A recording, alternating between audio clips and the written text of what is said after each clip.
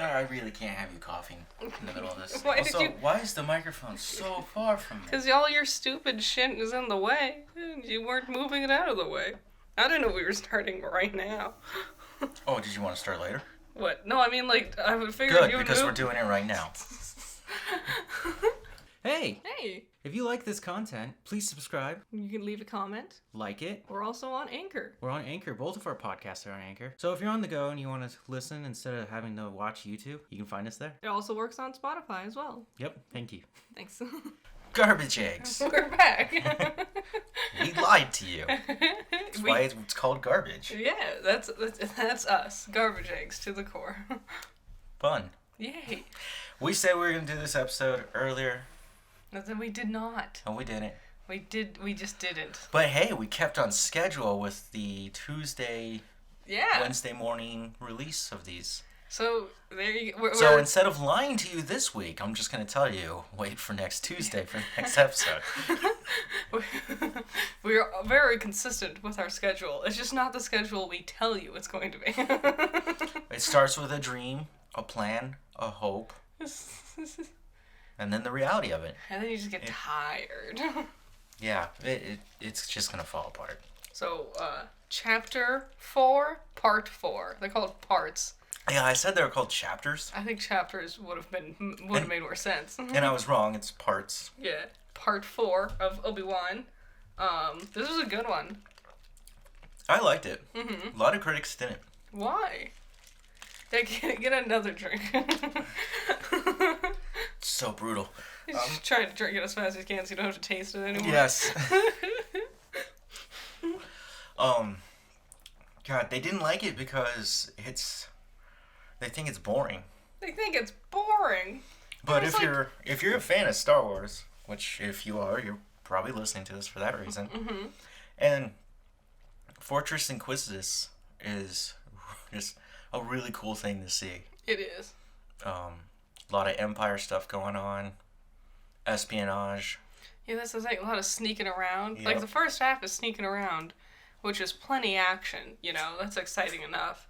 But then the second half is just, 7 different chases and fights. And, how is that boring? Obi-Wan starts using the Force more frequently. Mm-hmm. His lightsaber turns on. Dramatically. Very cool. They're playing around with the lights of the lightsabers a lot, and I'm loving it. Yeah, a lot of good lighting in this one, actually. Mm-hmm. Because you have the ocean, because the fortress is sunken into... It's a water moon, yeah. Water moon of Mustafar. Mm-hmm. Mustafar being the castle, Vader's castle. He hangs out there, and he Yep. looks out the window and cries. So at the beginning of the episode, there's something cool going on that I wanted to bring up. And it's... They throw Obi-Wan into the bacta tank, right? Yeah. A bacta tank, for those who don't know, and just really quick, it's just a water chamber where you heal inside of it. Yeah, it's exactly like a Dragon Ball healing pod. 100%. Exactly the same. Yep. They hook up a breathing apparatus to you, and you just kind of float there for a long time. Mm-hmm. Luke had to use one. Yep. Boba Fett constantly used his. Vader, famously. Apparently he loves to just be in that thing. Well, I wonder... Because he's in so much pain. Mm-hmm, mm-hmm. But his pain is emotional. And he doesn't need a bacta tank. He needs a therapist. He needs a lot more than that. So we see Obi-Wan's arm is all burnt up when he gets thrown in the tank. Mm-hmm. And then they they're showing us side by side, not side by side, but... They're cutting back and forth. And they're matching them Mm-hmm. between Anakin and Obi-Wan. Yeah. And you see Obi-Wan's arm is all burnt up, and then you see Anakin's skin's all messed up. Mm-hmm. And you see Obi-Wan thrashing a little bit because he's having these visions in his head. And creepily enough, Anakin's eyes are open. Yeah. And he's just kind of moving his head just around. He looks demonic. Hayden Christensen actually doing that.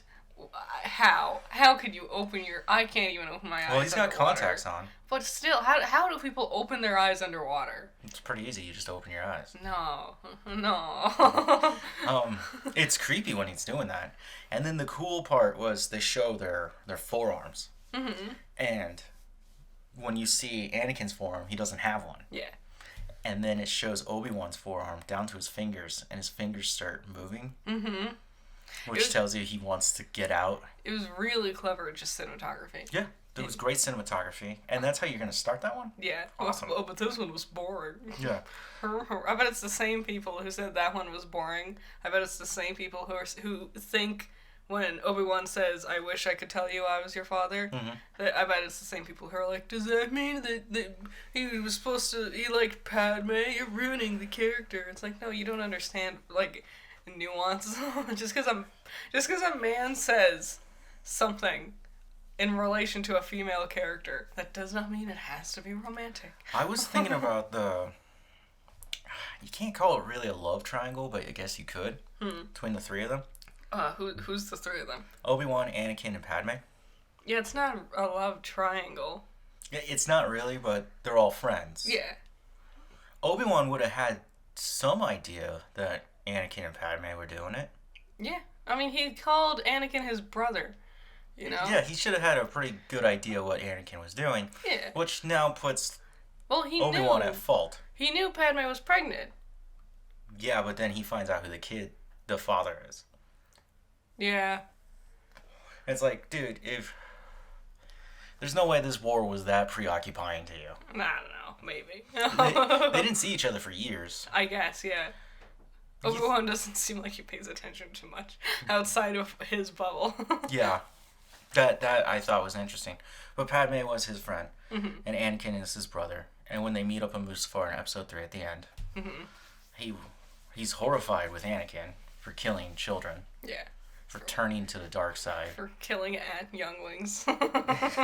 For, stealing Padme, basically. Mm-hmm. Something about part 4, this episode. The actress who plays Reva, I don't remember her name. Moses? I think this was her best performance by far. This was a great episode. My favorite part of Reva in that one? Mm-hmm. What happened? Your good old apple. I got water on it. Oh, it's the end of the world. A single drop of water touched an Apple product. It's dead forever.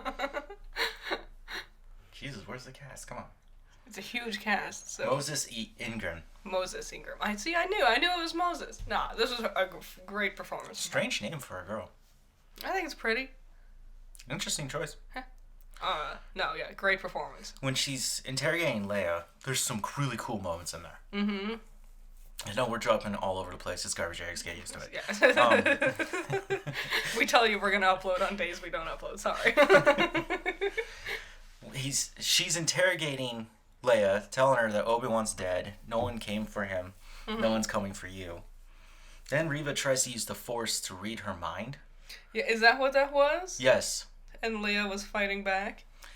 And Leia goes, "Is this a staring contest?" And Reva puts down her hand so she stops using the Force, right? Mm-hmm. You see Leia do this, like, shudder thing with her shoulders. Mm-hmm. So you know that the trance was somewhat working, but it's also interesting to me that Reva never realized, because she does go, "You're strong," but never realized that she's Force sensitive. Well, the thing, like, everyone has midichlorians in them, right? Mm-hmm. It's just, if you have a bunch, maybe it's a thing where... Also, Leia didn't really display much Force sensitivity until later on. Never let me finish my idea of between Anakin and Obi-Wan and Padme. Oh, I'm sorry. We got interrupted with something. It was the mouse. Then you jumped. Garbage eggs. It would be about those two just trying to duke it out constantly. Yeah. And for them to lose Padme right there. Obi-Wan thinking that he killed Anakin. Anakin knowing that Obi-Wan's still alive and wanting to kill him. Yep. Obi-Wan having to hide the children. Yeah. And watch them in the distance in defeat for 10 years. Like, it all would boil down to this moment. I'm guessing part 6 will be their rematch. Yeah. Which is going to be weird because we know neither of them die in this rematch. Mm-hmm. So what kind of conclusion can there be had? Well, you can speculate all you want. It happens in 2 weeks, so I'd rather just let it happen. Mm-hmm. But I'm with the fans that he fakes his death. Maybe. And I think Reva dies. I don't know. I hope she doesn't. I like Reva a lot. She's a bad guy. But she's fine. Yeah, it's what I wanted to bring out really was you have the Empire. In this episode, you see the beginnings of the Resistance. Mm-hmm. It's called The Path right now. Yeah, they will become the Resistance. And stupid water bottle. Always gotta get a say in. And you have these major factions and conflictions in a galaxy. Mm-hmm. And yeah, it would only just mean nothing to these two guys. Yeah. And that's what I really enjoyed about this. It's a unique way to look at the world building with the characters who don't care about the world building. Yeah, those two really just don't care about it. Yeah, I love how we all went into, when we all like, oh shit, there's gonna be an Obi-Wan series, wow. And everyone was sitting there theorizing like everything that has to do with either Luke or Anakin, and no one guessed this was a story about Obi-Wan and Leia. And I it's didn't blown think about me it. away. I did not think about it a single time. Mm-hmm. And again, it makes sense. Yeah. How would she know Obi-Wan? Yeah, it was a thing I never really thought about. I guess because her dad knows Obi-Wan. But yeah, this is such a great story. Senator Bail Organa. Yeah, Organa. The Organas. I've heard it two different ways. Organa and Organa. I think it depends on how British the person is. But yeah, so Reva does that, doesn't realize it, and then when she finally thinks she's breaking Leia, and she sits next to her, and Leia goes, I just needed to talk to my dad first. If that's okay. We're all on the same side. Yeah. And you see her, like, balling her hand in anger. And then she goes, just take her away. See, that's the thing. That's what makes me think that was such a phenomenal performance. Because Leia's actress is already killing it. She's fucking phenomenal. She can outrun Flea. Yeah. No, she's great, but like Reva's actress bounced off of Leia's during that whole interrogation thing so well. Like, you could tell she wasn't pulling any punches just because it's a tiny, tiny, wee little girl she's acting against. It's super good. Really elevated the whole interrogation scene. Yeah. Seeing both actresses just put 110%. I want both of them to do so much more after this. They're great. Now, watching Obi-Wan sneak around. I love that we set up...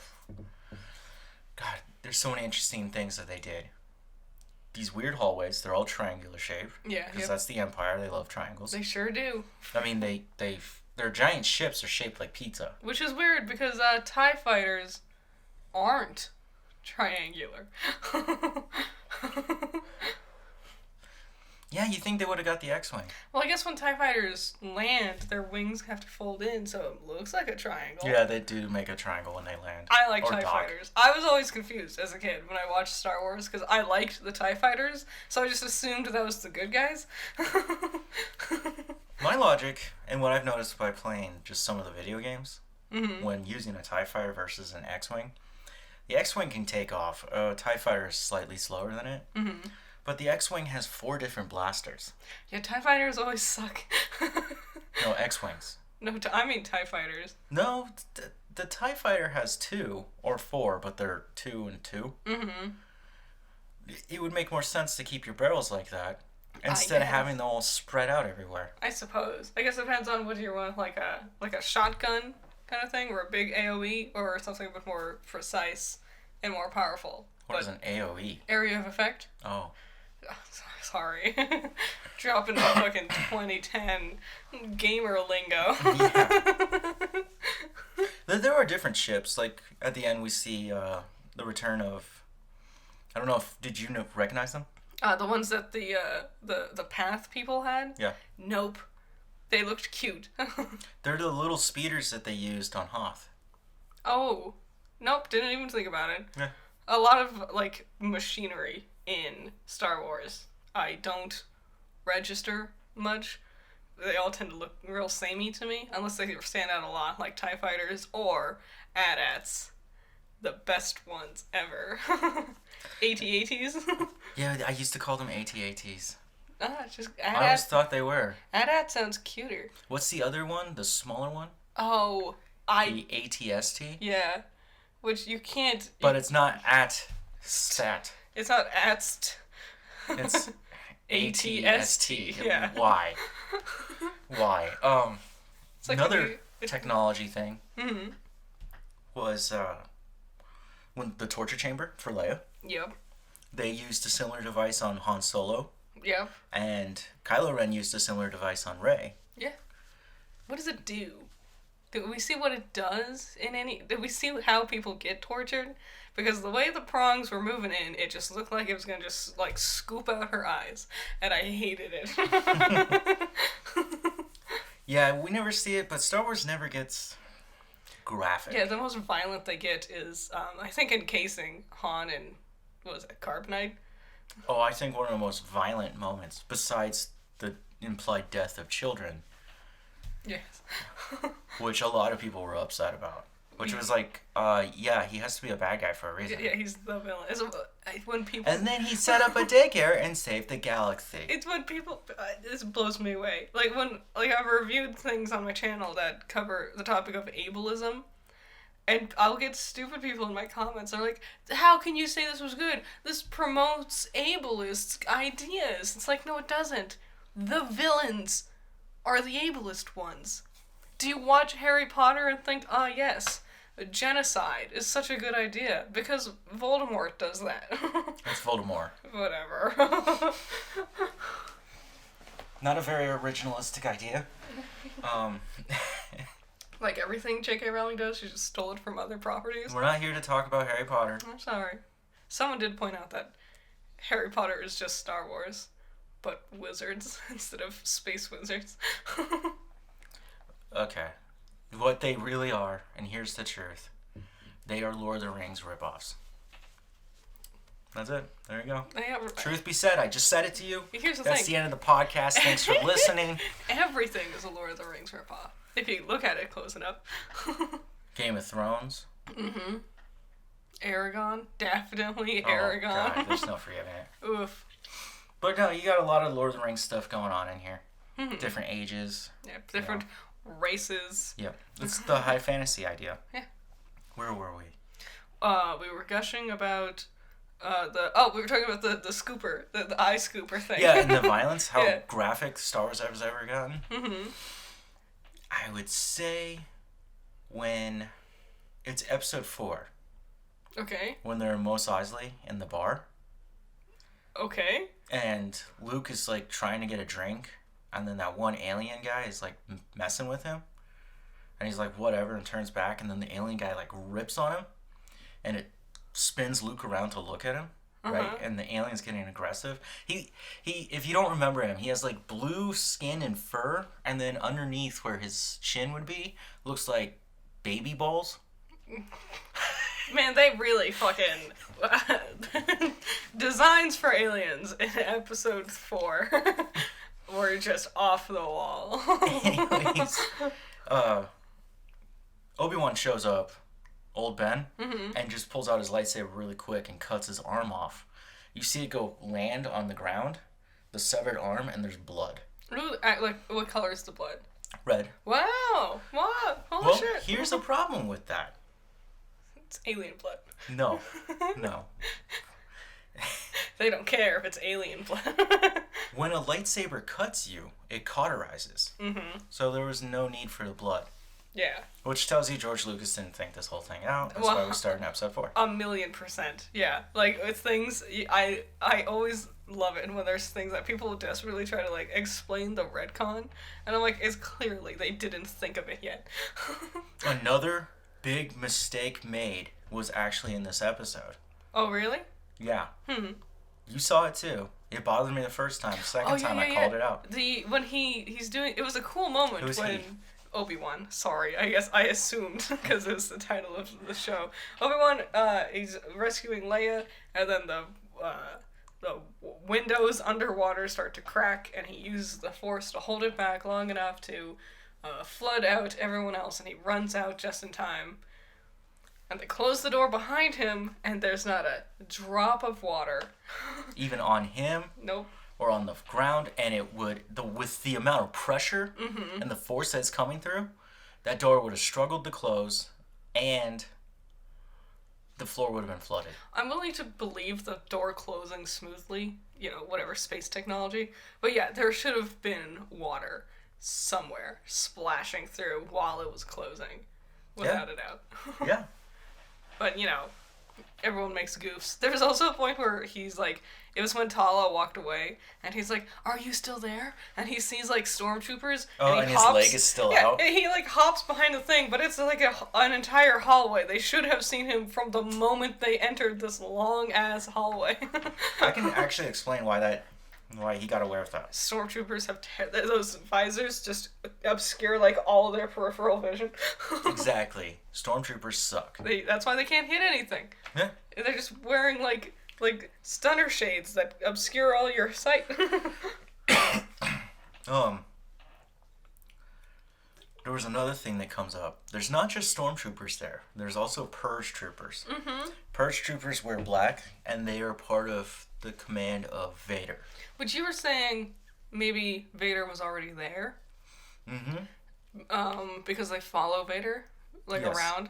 I was thinking since it's one of the moons of Mustafar, they might just be stationed there. After I'd said that, I thought about that, and I was like, that was pretty dumb. Also, he does show up shortly after, so maybe he was already planning on arriving, and they were like a predecessor. You send in your troops first to precede your king showing up to make sure everything goes smoothly. Well, I noticed when... What is he? The fifth brother? Yeah. When he walks away from Reva at the end and he's angry, a purge trooper follows him. When Reva came out to confront Obi-Wan and Tala, she had two purge troopers with her. Yep. So it seems like they get assigned at least one. Probably. So. Which would probably go back to his time in the Clone Wars, how he had Cody. Cody, yeah. Cody and Rex. I miss them. Rex is still alive. I know, but I want. Another thing I read about was the Grand Inquisitor. I talked about him heavily in the first episode. Mm-hmm. About how he got stabbed, and it's implied that he's dead, but it's not actually implied. Yeah. He's not dead. They just rewrote the canon that he did get stabbed by her. Okay. And he is recovering. All right. Interesting. Interesting to get rid of a main plot character to a side story about hunting Jedi? I guess, but now we gotta see these other characters on full display. We get Reva way much more, and fifth brother so much more, and seventh sister, I think, who's that Cheeto-looking lady who follows around fifth brother around? Fourth sister. Fourth sister. We can just call her Chester Cheeto, because she is just a Cheeto-looking motherfucker. There's a lot of other Inquisitors, but I'm just assuming not many of them are around yet, because it's only been 10 years of Empire. Yeah, it's still early. They still got another... how old is Luke when he leaves? 18. He's 18? Maybe 16. Really? How old was Mark Hamill when that happened? The actor Mark Hamill, how old was he? Around that same age. It's so weird. I look at Luke and I'm like, what a loser. Mark Hamill is so much cooler. And I'm like, oh wait, that is Mark Hamill. Looks nothing like him. So, Mark Hamill was a kid, really young, when Episode 4 came out. Huge, big thing. Mm-hmm. Pictures of him everywhere with Harrison Ford. Just skyrocketing into super popularity. Yep. And it all went to his head. Yeah. He actually had a problem with that. Well, that makes sense. I mean, when you're young. He did. When he found out that Hayden Christensen was going to play Anakin, mm-hmm. he wrote a letter for him, which was warning him of how the fame will get to your head. Wow, damn. Which is interesting, because the way Hayden handled that was just go to live on a farm. Go be a really cool, dad farmer, mm-hmm. who just wears really neat boots all the time. It's, because that's how Mark Hamill got his scars, right? He was in a motorcycle accident, mm-hmm. because he was doing something at the time. Wasn't he drinking or on some sort of... I think he was high on cocaine. I could be wrong, but he was inebriated.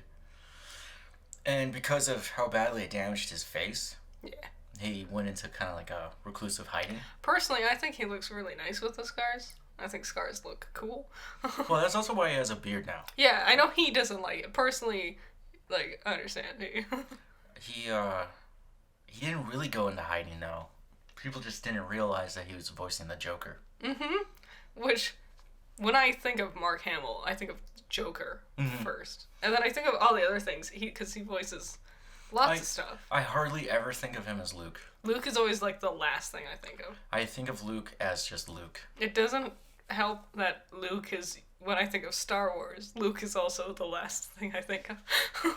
Because I think of that way, it's weird when I watch episode 8, because I'm like, that's Mark Hamill. Yeah. That's not Luke, that's Mark Hamill. Oh, weird, they got Mark Hamill to replace Mark Hamill. Why would you do this? So back to the episode. Yeah, sorry. Whatever. Garbage. Anything you liked? I've said everything I've liked. It was just a good action-packed episode. Oh, there's something to talk about. The tomb. Yeah. Easter eggs galore. I know none of them. I had to look up some of them. Some dark stuff there. We have one of the ones in the tomb is like a youngling, so still wearing his Padawan gear. Yeah. So everyone theorizes that he must have been killed, or they must have been killed during Order 66. Are they all dead? Yes. They look like they've just been frozen in time. Yeah. No, they're dead. Yeah. It's their trophy room. That makes sense. And I was reading what the writer had to say. He said there's 2 moments so far in the show where Obi-Wan sees the clone trooper begging for handouts, right? Yep. And he's realizing that the Empire has just thrown away the clones. They don't care for them. Right? And that takes him out of his comfort zone. You know, he has to... It's world building to him realizing how evil this Empire is. Well, that's crazy. The clones was all of Palpatine's entire plan in the beginning. I remember that. Well, he needed an army strong enough to defeat the CSI. Which, Or CIS. if you can clone your army, makes it a lot faster. Well, then he was able to convince the Jedi to become their leaders. Turn on the Jedi. There's a lot of weird politics in Star Wars. And he made some really cool moves. Then the second moment, the big moment for Obi-Wan, is seeing the tomb. One of the Jedi's in there fought in the Clone Wars, and he would have known him. Damn. Well, there was 2 of them in there, but he's in the Clone Wars, the animated show. I don't know his name. You see him very promptly. Yeah. It's like the first one he sees to his left. Okay. Very alienoid looking. Alright. There's a few that we zoom in on that I think would be if I knew, this would be really cool. Whoa, but I don't know. There's one woman in there where after you learn who's the guy who's helping out with the path that is relent. Oh, I don't remember his name at all. But he talks about his wife and how they took her away. Oh. The camera holds for an extra beat to give you that. That makes sense. She's dead. There's another black woman in there that a lot of people thought was Cal's mentor from Fallen Order. Really? That wouldn't be true because they're dead. It's the wrong timeline, also. No, Cal escaped from Order 66. No, I thought... He fights Inquisitors and Darth Vader. But I thought Cal was a few years, after Obi-Wan is taking place. Oh, could it be well... I'm not sure. There is a sequel game.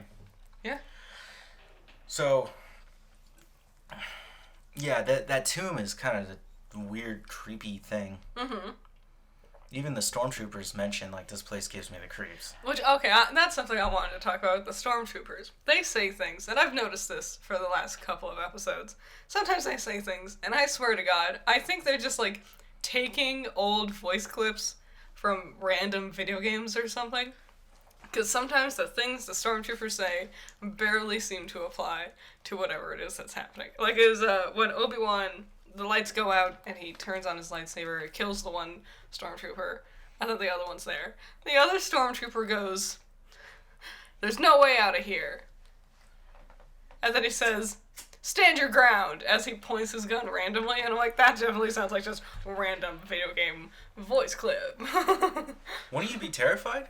I guess. Wouldn't you just start saying random shit like that? But I would think something like, "Show yourself," or "You'll never get away," not "Stand your ground." There's no way out of here. Yeah, you're not making it out either, buddy. So I noticed the first stormtrooper that Obi-Wan kills with his saber, he hits him 4 times. Yeah. Once he swipes right, 2 to the left against his chest, and then... Like a big downward strike. And then, yes, swats him down. And then the other one that you're talking about, he hits him like 2 or 3 times. Yeah. And as he starts fighting them in the hallways along with the seeker droids, he's learning to deflect again, and he starts hitting them more accurately. Yeah. Yeah. Which we get that cool little twirl, and he gets back in his stance. Yep. Like he used to do in his prime. Like riding a bike. There's a line he says early on when he first enters the hallways. He sees the first seeker droid, and we watch with subtitles.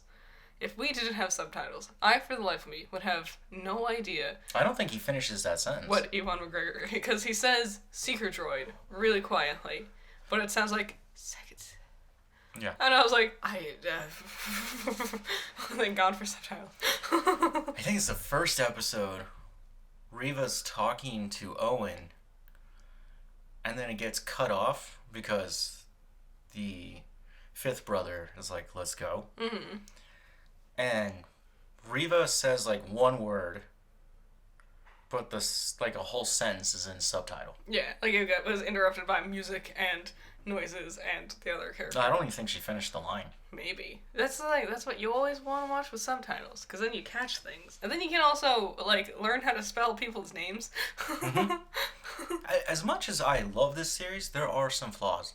Yeah, there are goofs here and there. Like we mentioned, Obi-Wan, like, the stormtroopers should have seen him before he hopped behind the wall. I noticed Reva's shoulder pad on the left, which pops up higher. It's a lot more prominent.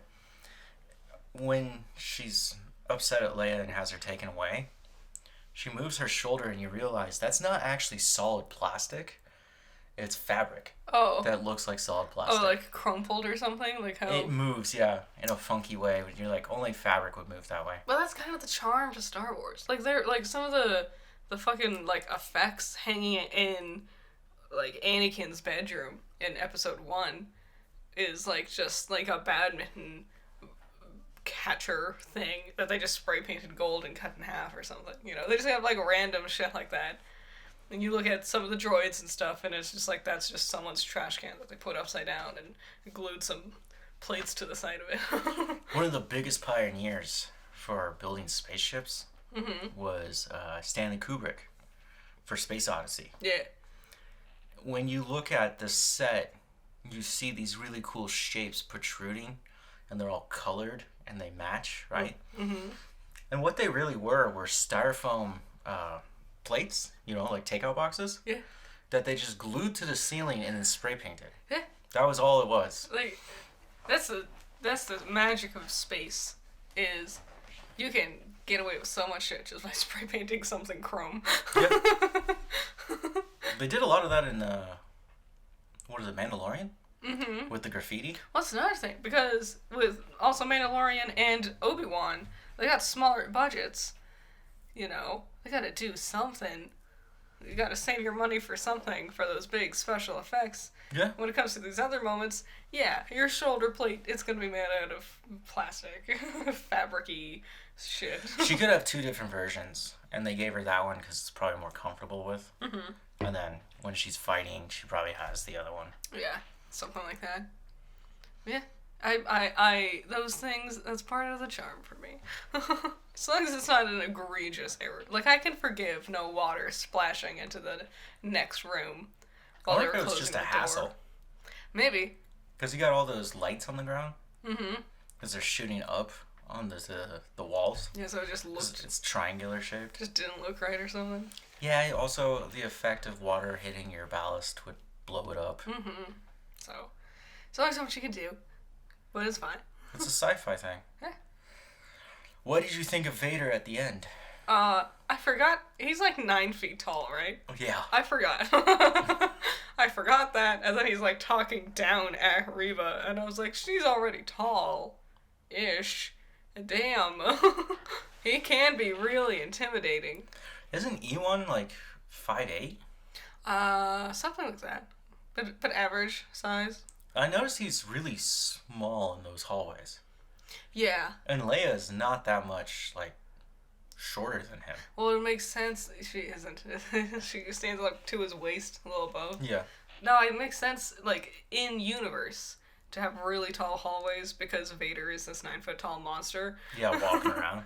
So, and I wonder how much set they built and how much of it is green screen. I would assume that the sets are when they're in confined spaces. Perhaps. Like, I imagine they probably built one hallway. And just kept reusing it. Yeah. And, like, maybe a section with a part that looks like it leads to another hallway. Yeah. And then probably just green screens on the ends. Obviously, you'd green screen the underwater stuff. Yeah, obviously. You would green screen whenever they're out in the desert.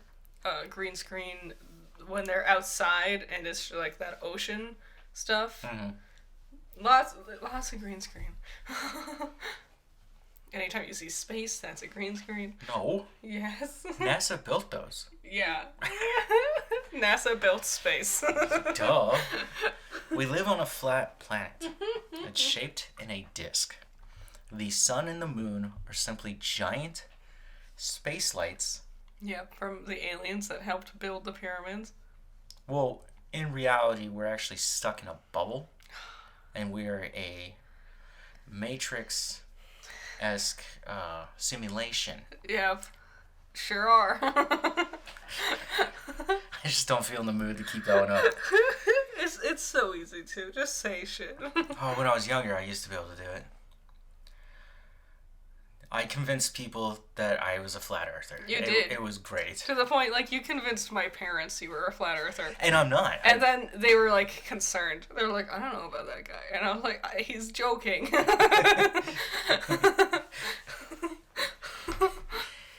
It's fun to take a crazy theory like that doesn't hurt anyone and try and tell them that you're correct about it. Especially when you agree that you're wrong. So you can just go ham with pissing them off. Well, you know what pisses you off. Mm-hmm. Like for me, not using logic or scientific method instantly would piss me off. Yeah. I'd be like, why are you even bothering to make this argument? But if you continue to keep going down that, you can annoy almost anyone. You know what, like, an easy way to piss me off? You say something's in the Bible as justification, even though it's not in the Bible. Like, you can't eat buffalo chicken. God said not to. And then you just, like, Leviticus 13. Just random. That's awesome. I liked Vader. I really think he's gonna kill Reva. When she reveals her little plot device at the end, which is literally a plot device, about Lola? Lola, yeah. Leia's little droid. L0, like, LIA, or something like that. Or something. She had a whole name for it, but she just calls it Lola. Mm-hmm. It turns red. Yeah. Symbolize Lola as part of the dark side. Lola's turn. Who would have fucking guessed? The cute little ladybug looking droid is the main bad guy.